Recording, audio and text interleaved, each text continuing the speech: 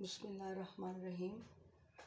Today my topic is about shielding effect, and this shielding effect is very much important according to examination point of view. Now, what is shielding effect? Shielding effect, it is also called screening effect. Before telling you about the shielding effect, I would like to explain the same topic under the heading of an example, that is aluminium. Aluminium, a silvery white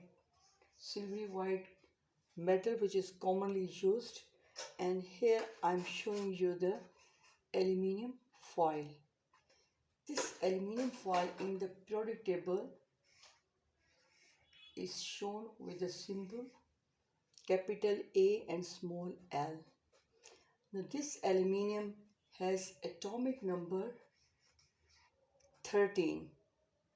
13 means it has 13 protons in its nucleus, and also it has 13 electrons which are moving in the shell around the nucleus. Let's first see the aluminium structure.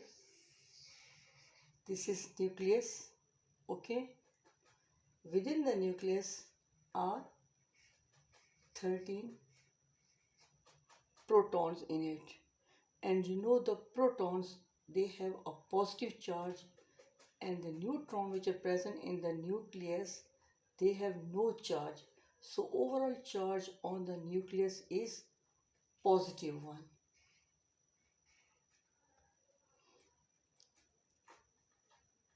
Now 13 protons and 13 electrons we have to adjust here.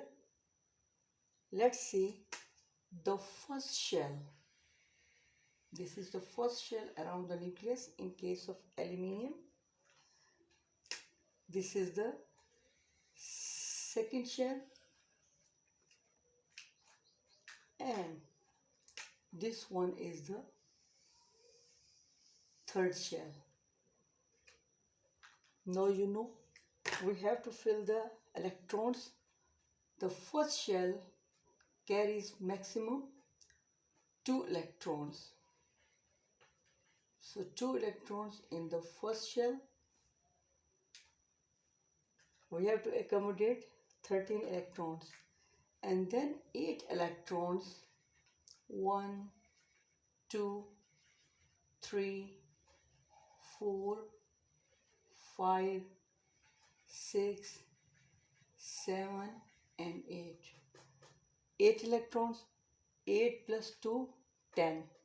While the atomic number is 13, it means there would be the 3 electrons which would be present in its outermost shell, and the outermost shell is called as valence shell, and the electrons which are present in the outermost shell, represented with red balls, they are called as valence electrons, and those electrons which are present around the nucleus in the inner orbits, these electrons are called as inner electrons or core electrons.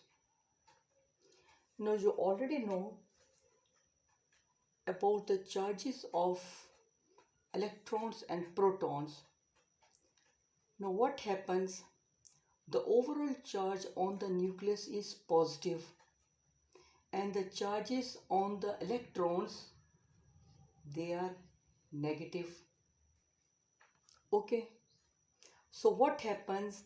This nucleus, it attracts all the electron towards itself, because opposite charges, they like each other, they attract each other. So there is an inward pull. Inward pull means it is engulfing, it wants to engulf all the electron towards itself, and this attraction depends upon also the distance. Those electrons which are near to the nucleus, they are more attracted by the nucleus, more inward pull, as compared to those electrons which are away from the nucleus. So the inward pull is greatest in case of first shell and second shell core electrons. Now what happens? This nucleus also experiences its full force of attraction or affinity or love for the valence electron. But what happens? This attraction is reduced. It can't force or can't apply a force of attraction on the valence electron because of the presence of the inner electrons. These inner electrons or the core electrons, they prevent the nucleus from attracting the outermost electron or the valence electron towards itself. So they cause like a shield or barrier, and they come in the path of valence electron. This is said to be the shielding effect, that the nucleus cannot hold a force of attraction on the valence electron as it wants to be, and its attraction for the outermost electron or the valence electron is reduced by the presence of the inner electrons or the valence electrons because of the shielding effect. Say this is a shield, and this shield, it was used in wars in old era. That's why we study it under the topic of shielding effect. Now what happens about attraction and nucleus? This nucleus, suppose this is a nucleus, has a positive charge. This nucleus shows its attraction for the electrons which are negatively charged. But what happens? This nuclear electron and this electron, they have the same charge, that's why they repel each other. And also this repels this repels this, and similarly it repels this one. So like charges, they repel each other and they move apart from each other, and they are no more under the influence or gravity of the central nucleus. Second is, remember, the second is electronic cloud. It is very much important. Electronic cloud. Now what is electronic cloud? These electrons are not just like balls, they are not stationary. That this electron is here, here, here, here, here, here. What happens? The electrons are always in a constant motion. They are just like in a constant motion. Just I will let you give the example of a fan. Say this is a fan. When it is stationary, you can see this is the first wing, second wing, and third wing. But when you put on the button, what happens?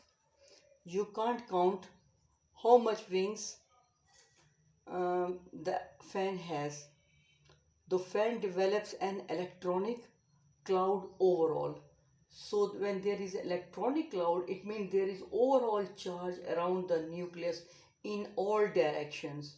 In all directions mean negative charge here, here, here, here, here, and here. So all the way there are negatively charged electronic cloud, and this electronic cloud, it helps to move the valence electron go away from the nucleus, and that's why they are no more attracted by the nucleus. So this is because of the presence of the inner electrons, which behaves like a barrier or a shield. So say this is the electronic cloud. The electrons are moving in constant motion. They are not stationary.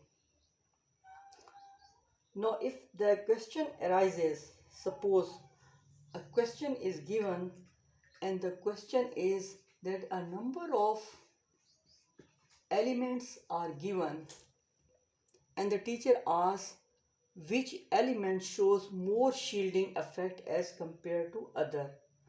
Suppose zinc, Zn zinc, cadmium, Cd cadmium, Hg mercury.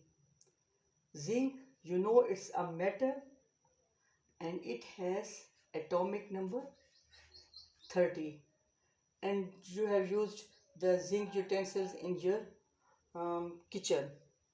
Okay, if I have, okay, this is the zinc plate. It's made up of atoms and the atomic number of zinc is 30. That of cadmium is 48, and mercury, which is used in thermometer, it has atomic number 80. Now, which element will show greater shielding effect, whether zinc, cadmium or mercury?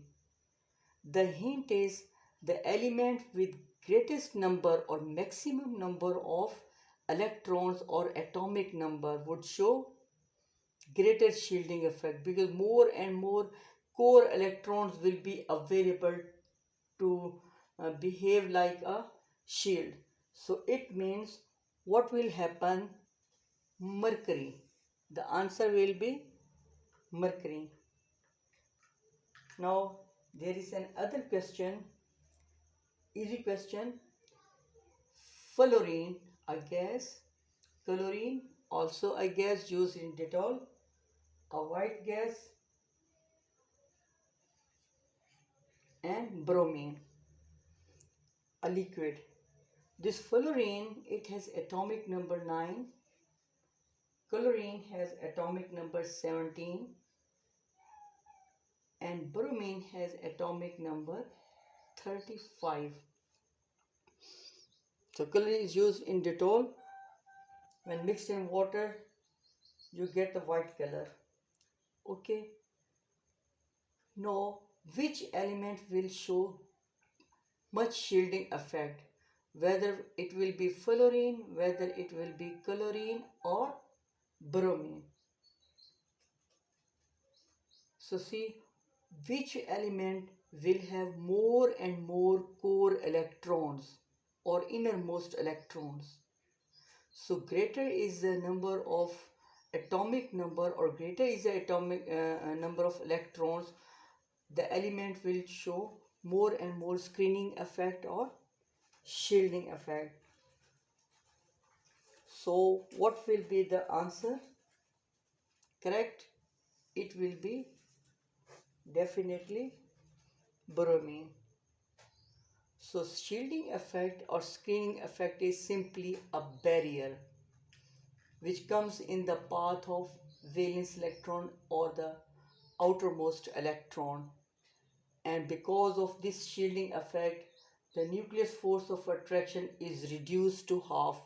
It can't experience its force of attraction for the outermost electron as it has.